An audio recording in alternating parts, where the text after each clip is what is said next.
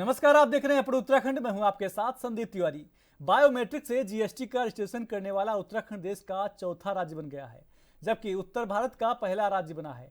GST centre में वित्त मंत्री प्रेमचंद अग्रवाल ने बायोमेट्रिक जीएसटी रजिस्ट्रेशन सेंटर का शुभारंभ किया। इस मौके पर उत्तराखंड जीएसटी विभाग के अधिकारी और कर्मचारी भी मौजूद रहे। वित्त मंत्री प्रेमचंद अग्रवाल का कहना है कि यह बड़ी खुशी की बात है कि उत्तर भारत का उत्तराखंड पहला राज्य बना है जहां पर बायोमेट्रिक के जरिए जीएसटी का रजिस्ट्रेशन शुरू हुआ है।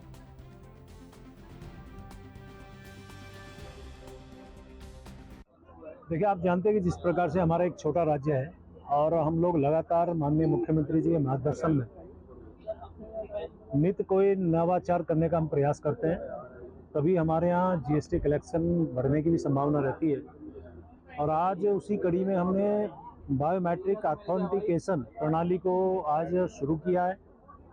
पूरे देश भर में हम चौथा राज्य हैं जिन्होंने इस प्रणाली को, इस सिस्टम को लागू किया है। हमारे से पहले गुजरात, पुडुचेरी और आंध्र प्रदेश में लागू हुआ था और उत्तर भारत में हम पहले राज्य हैं जिसने ये नवाचार प्रारंभ किया है। और इससे आप समझ सकते हैं कि जो हम मुख्यमंत्री पुष्कर सिंह धामी ने हरिद्वार पहुंचकर कांवड़ यात्रियों का जोरदार स्वागत किया। सीएम ने इस दौरान कांवड़ यात्रियों के पैर धोकर उन्हें गंगा जल भेंट किया। इसके बाद कांवड़ यात्रियों पर हर की पौड़ी से लेकर नारसन बॉर्डर तक हेलीकॉप्टर से पुष्प वर्षा भी की गई। सरकार के इस प्रयास से लाखों की संख्या कांवड़ यात्री उत्साहित नजर आए। मुख्यमंत्री पुष्कर सिंह धामी ने कहा कि हरिद्वार पूरे देश की आस्था का केंद्र है। श्रावण मास में कांवड़ यात्रा का विशेष महत्व है। यहाँ हर साल करोड़ों की संख्या में श्रद्धालु भगवान शिव के जलाभिषेक के लिए गंगा जल लेने के लिए पहुंचते हैं।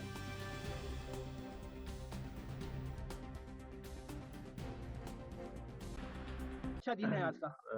पवित्र श्रावण मास में पूरे देश भर के शिव भक्त कांवड़िए हरिद्वार आते हैं, देवभूमि उत्तराखंड आते हैं, माँ गंगा के स्थान पर आते हैं। तो निश्चित रूप से हम क्योंकि सारे लोगों का केंद्र बिंदु, संयोजन बिंदु जो है हमारा हरिद्वार बनता है, तो ये शिव भक्तों का स्वागत होना चाहिए।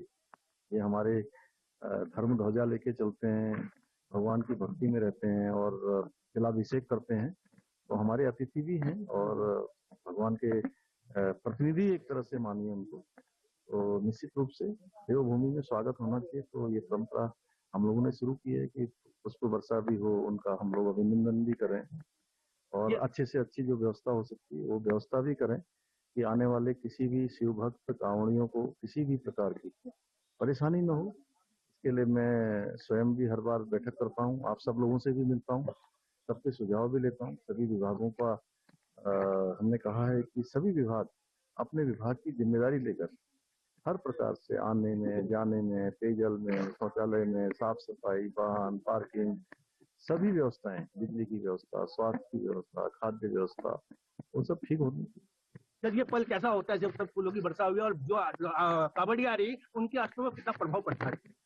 क्योंकि हमारा पूरा देश ही आस्था और श्रद्धा का देश है, तो निश्चित रूप से मैं समझता हूँ कि हम उनका अभिनंदन।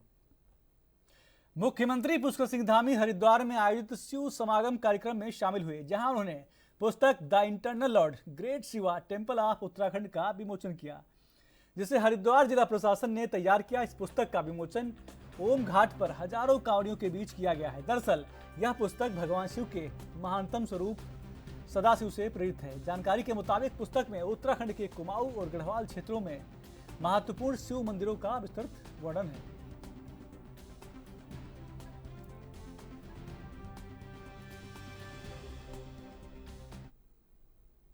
खबर जनपद उधम सिंह नगर के खटीमा से है, जहां उत्तराखंड सरकार ने अग्निवीर सैनिकों, पुलिस, फॉरेस्ट व अग्निशमक विभागों में 10% आरक्षण व शहीद सैनिकों के आश्रितों को 50 लाख रुपए अनुग्रह राशि दिए जाने पर बीजेपी कार्यकर्ताओं ने मुख्यमंत्री पुष्कर सिंह धामी का आभार व्यक्त किया है।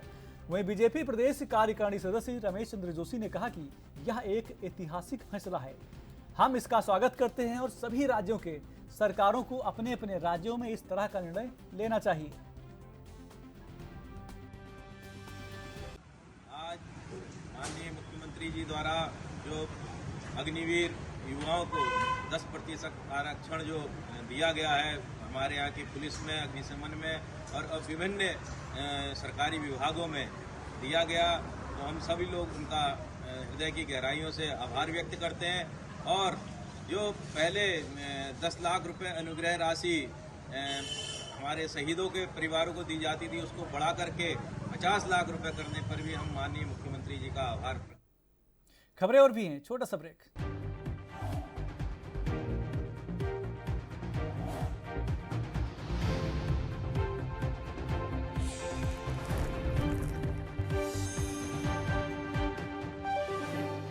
ब्रेक के बाद स्वागत है आपका। खबरों में आगे बढ़ते हैं। बीते कई दिनों से हल्द्वानी में पीडब्ल्यूडी 13 चौराहों में रोड चौड़ीकरण कर रहा है। आपको बता दें कि इस दौरान बड़ी संख्या में चौड़ीकरण की जद में आ रहे बड़े और सालों पुराने पेड़ों को काटने के चलते पर्यावरण प्रेमी और स्थानीय जनता नाराज हो रही है।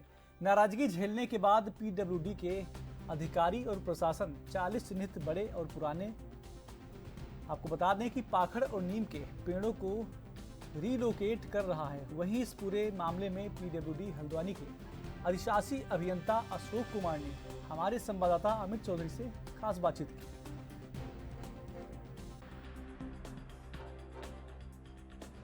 हल्द्वानी शहर में लंबे समय से रोड चौड़ीकरण का कार्य चल रहा है और पीडब्ल्यूडी ने वहाँ सभी जो रोड हैं, चौराहे हैं, वहाँ पर रोड चौड़ीकरण का कार्य शुरू कर दिया है। और उसकी बीच रोड चौड़ीकरण के दौरान यहाँ कई पेड़ ऐसे आ रहे थे जिनको यहाँ पर लगातार काटने की बात आ रही थी, जिसके बाद उसको देखते हुए यहाँ पर जो प्रशासन है उसने उन पेड़ों को रिलोकेट करने का निर्णय लिया और उसकी तैयारी भी हालांकि शुरू कर दी गई। हल्द्वानी शहर की जनता के लिए अच्छी खबर यह है, एक पेड़ को लगाया जा चुका है जो पनप भी चुका है और उसमें हरी पत्तियां आ रही हैं। इन सभी चीजों को लेकर बात करने के लिए मेरे साथ मौजूद है हल्द्वानी पीडब्ल्यूडी के अधिशासी अभियंता अशोक कुमार चौधरी जी। उनसे जानते हैं कि क्या पूरी प्रक्रिया रहती है और किस प्रकार से आगे जो और पेड़ होना है रिलोकेट, उनको कैसे किया जाएगा। जी, ये डिस्कवरी है।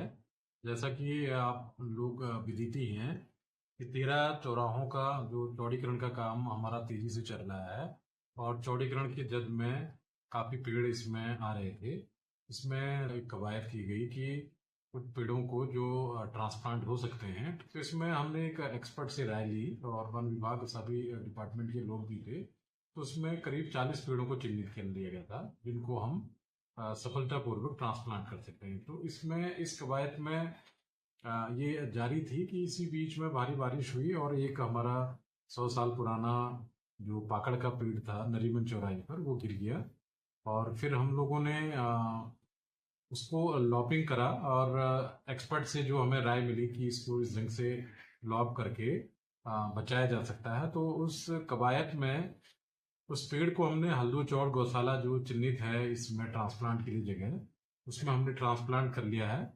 और खुशखबरी ये है कि उसमें जड़ें भी आ चुकी हैं और इस समय उनमें ब्रांचेस भी निकलने लगी, पत्तियां निकल रही हैं, जो जिसको साक्षात रूप से देखा जा सकता है। इस तरह बात की जाए जो 40 पेड़ आपने चिन्हित किए हैं, कितनी इसमें संभावना है कि वो 40 में 40 पेड़ जो है रिलोकेट होने के बाद वो सभी पेड़ पुनः जीवित हो उठेंगे और जो यहाँ पर जो जिनका जो लोगों का प्यास उन पेड़ों के प्रति वो कहीं ना कहीं दोबारा से पा पाएंगे। ये ट्रांसप्लांट के लिए एक चूंकि नई चीज थी, तो इसका अध्ययन करते हुए ये जानकारी आई थी कि पेड़ों को जो फाइकस प्रजाति के हैं उनको बचाया जा सकता है।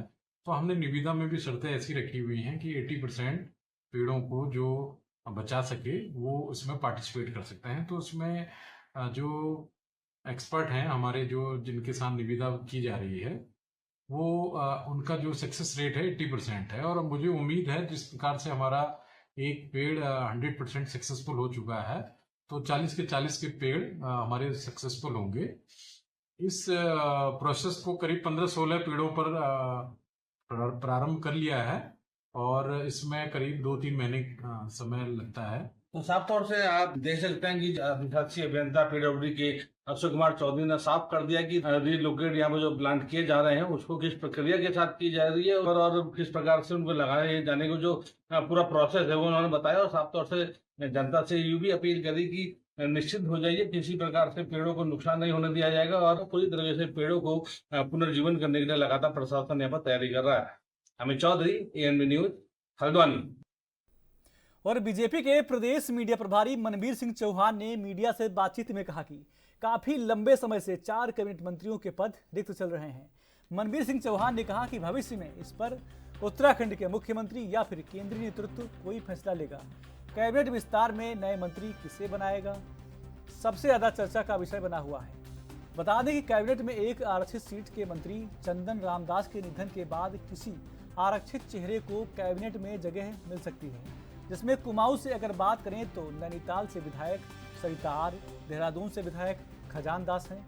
यदि देहरादून से एक मंत्री पद को हटाया जाता है तो निश्चित तौर से उसकी भरपाई के लिए देहरादून से एक मंत्री को कैबिनेट में जगह मिल सकती है। लेकिन देहरादून से जिस चेहरे की चर्चा सबसे ज्यादा है वह उमेश शर्मा काऊ हैं। देखिए, हमारे राज्य में 4 कैबिनेट मंत्रियों का पद काफ़ी लंबे समय से रिक्त चल रहा है, लेकिन मंत्रिमंडल का गठन माननीय मुख्यमंत्री जी का, हमारे केंद्रीय नेतृत्व का विशेषाधिकार है। इसलिए इस पर भविष्य में कब और क्या निर्णय होगा ये आदरणीय मुख्यमंत्री जी और केंद्रीय नेतृत्व ही बता पाए।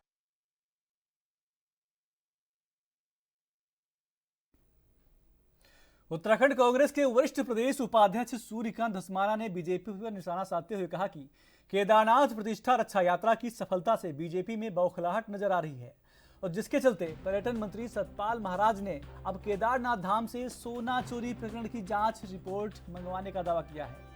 उन्होंने कहा कि सोना चोरी प्रकरण की जांच रिपोर्ट मंगवाने से पर्यटन मंत्री का बयान यह साबित करता है कि इस प्रकरण में कुछ गोलमाल हुआ है। उन्होंने कहा कि कांग्रेस की केदारनाथ प्रतिष्ठा रक्षा यात्रा को जन समर्थन मिल रहा है और पूरी पार्टी का राज्य नेतृत्व लामबंद होकर यात्रा में शामिल हुआ है। उससे बीजेपी के भीतर घबराहट और बेचैनी बहुत बढ़ गई है। देखिए, केदारनाथ प्रतिष्ठा रक्षा यात्रा जैसे जैसे केदारनाथ जी के नजदीक पहुंच रही है, भारतीय जनता पार्टी के नेताओं की और भारतीय जनता पार्टी के सरकार के मंत्रियों की बेचैनी बढ़ रही है। पूरी यात्रा रूट में जिस प्रकार से लोगों का समर्थन मिल रहा है, जन समर्थन यात्रा को मिल रहा है, लोगों की भीड़ बढ़ रही है, लोगों को समझ में आ रहा है कि केदारनाथ धाम रक्षा प्रतिष्ठा रक्षा यात्रा क्या है। उससे भाजपा में घबराहट है और वो कहीं ना कहीं बद्रीनाथ और मंगलौर की पुनरावृत्ति देख रहे हैं आगामी केदारनाथ के उपचुनाव में और आगामी जो निकाय चुनाव है उसके बारे में। तो इसलिए घबराहट है और घबराहट में अनर्गल बयानबाजी यात्रा के बारे में। अरे भैया, 228 किलो सोना कहाँ गया ये हम नहीं पूछ रहे, ये पूज्य शंकराचार्य पूछ रहे हैं और पूरा देश पूछ रहा है। 228 किलो सोना चढ़ा करके पूरे केदार धाम को स्वर्णमयी बनाया गया था, ऐसा दावा स्वयं केदारनाथ जी और बद्रीनाथ जी की जो समिति के अध्यक्ष है बीकेटीसी के, उन्होंने दावा किया था। उन्होंने बताया था कि साहब कितने घोड़ों में सोना आ रहा है लद करके, कैसे वो सोना गायब हो गया। इसके बारे में जब पूरा केदारनाथ पूछ रहा है, पूरा देश पूछ रहा है, तो उसका जवाब सरकार को देना चाहिए। अब सतपाल महाराज जी का लेटेस्ट बयान आया, वो कह रहे हैं कि साहब जो चोरी हुई है, जो प्रकरण है, उसके मामले में जांच हो गई और जांच रिपोर्ट उनके पास है, जांच रिपोर्ट उनके। खबरें और भी हैं, छोटा सा ब्रेक।